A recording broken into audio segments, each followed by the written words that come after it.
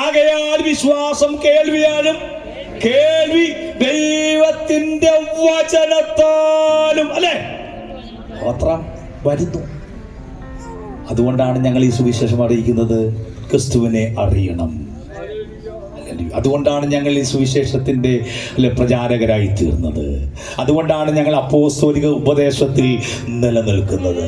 അത് ഓർത്ത് ഞാൻ ദൈവത്തിന് സ്തോത്രം ചെയ്യുന്നു. ഇനി ഈ വായിക്കപ്പെട്ട വാക്യത്തിൻ്റെ പ്രസക്തി എന്ന് പറയുന്നത്, അർത്ഥാൽ ഞങ്ങളുടെ പ്രമേയം എന്ന് പറയുന്നത് യേശുവാണ്. ഞങ്ങളുടെ പ്രസംഗത്തിൻ്റെ പ്രമേയം ആരാ? യേശുവാ. യേശുവിനെ വിട്ടൊരു കളി നമുക്കുണ്ടോ വാസ്തവേ? ഇല്ല. യേശുവിനെ വിട്ടൊരു കളിയില്ല. യേശുവിൻ്റെ പേരിൽ ചില കളി നടക്കും. ഇനി സുവിശേഷത്തിലൂടെയുള്ള മുന്നറിയിപ്പിനെ നാം ഒരിക്കലും അവഗണിക്കരുത്. അതോടെ പറയാം, സുവിശേഷത്തിലൂടെയുള്ള മുന്നറിയിപ്പിനെ ഈ ദേശമേ നീ അവഗണിക്കരുത്. കാരണം സുവിശേഷം എന്ന് പറയുന്നത് സദ്വർത്തമാനമാണ്. അല്ല, സുവിശേഷം എന്ന് പറയുന്നത് അതിന് സുവാർത്തയാണ്. സുവിശേഷം എന്ന് പറയുന്നത് നല്ല വാർത്തയാണ്. ഓരോ ദിവസവും നിന്റെ കാതുകളിൽ കേൾക്കുന്ന, നീ വായിക്കുന്ന, നിന്നോട് പലരും പറയുന്ന വാർത്തകൾ നിന്റെ മനസ്സിനെ മരവിപ്പിക്കുന്ന വാർത്തകളല്ലേ? എന്നാൽ എൻ്റെ യേശുവിന്റെ സുവിശേഷം നമ്മെ സന്തോഷിപ്പിക്കുന്ന സുവിശേഷം. അത് ഓർത്ത് ഞാൻ ദൈവത്തിന് സ്തോത്രം ചെയ്യുകയാണ്. Hallelujah, hallelujah, hallelujah. ഒരിക്കലും നമ്മുടെ വിശ്വാസത്തെ നാം പണയം വെക്കരുത്. ഒരിക്കലും നമ്മുടെ വിശ്വാസത്തെ നാം വിൽക്കരുത്. കാരണം എന്താണെന്നറിയാമോ? ജനങ്ങളുടെ വിശ്വാസത്തിന്റെ നിലവാരം അളക്കുന്ന ഒരു യേശുവുണ്ട്. Hallelujah, hallelujah. അവൻ നിന്നെ ഉയരത്തിൽ നിന്ന് നോക്കിക്കൊണ്ടിരിക്കുകയാ.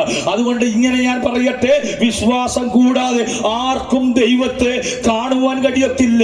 പരീക്ഷകൾ നേരിടുമ്പോൾ അതിനെ ഓവർകം ചെയ്യണമെങ്കിൽ വർഗീസ്, ഈ വിശ്വാസം നമുക്കുണ്ടായിരിക്കണം. പരീക്ഷകൾ നേരിടുക മാത്രമല്ല, വിശ്വാസം എന്നത് പ്രവർത്തിക്കാനുള്ള ഒരു ഇന്ധനമായിട്ട് മാറുകയാണ്. ഈ വിശ്വാസം എന്ന് പറയുന്നത്, ഒന്നുകൂടെ പറഞ്ഞ, ഒരു ദൈവ പൈതലിന് പ്രവർത്തിപ്പാനുള്ള ഊർജം നൽകുന്നത് യേശുക്രിസ്തുവിലുള്ള വിശ്വാസത്തിലൂടെയാണ്. എത്ര പേർ വിശ്വസിക്കുകയാണ്? ശിവന്റെ അധികാരമുള്ള നാമത്തിൽ ശക്തമായ വിശ്വാസം മറ്റുള്ളവരെ പ്രോത്സാഹിപ്പിക്കും. വിശ്വാസത്തിന്റെ പൊതുവായിട്ടുള്ള അർത്ഥം എന്തെന്ന് തിരുവചനം നാം പഠിച്ചാൽ നമുക്ക് മനസ്സിലാക്കാൻ കഴിയുന്നത് ഇങ്ങനെയാണ്: ഉറച്ച ബോധ്യം, അല്ലേ?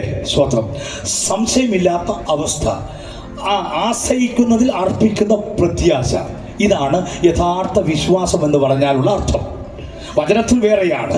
എന്നാൽ ഞാൻ ഇങ്ങനെ പറയട്ടെ, ഒരു ഭക്തന്റെ വിശ്വാസം എന്നത് ദൈവമുണ്ടെന്നും താൻ തന്റെ വാഗ്ദാനങ്ങൾ പാലിക്കുമെന്നുമുള്ള ഉറച്ച ബോധ്യമാണ്. എത്ര പേർക്ക് അത് വിശ്വസിക്കാൻ കഴിയും? ഒരു ദൈവമുണ്ട്, എന്റെ ദൈവം എനിക്ക് തന്ന വാഗ്ദത്തങ്ങളെ ഈ നാടുകൾ നിവർത്തിക്കുമെന്ന് വിശ്വാസത്തോടെ പറയുവാൻ ആർക്കു കഴിയും?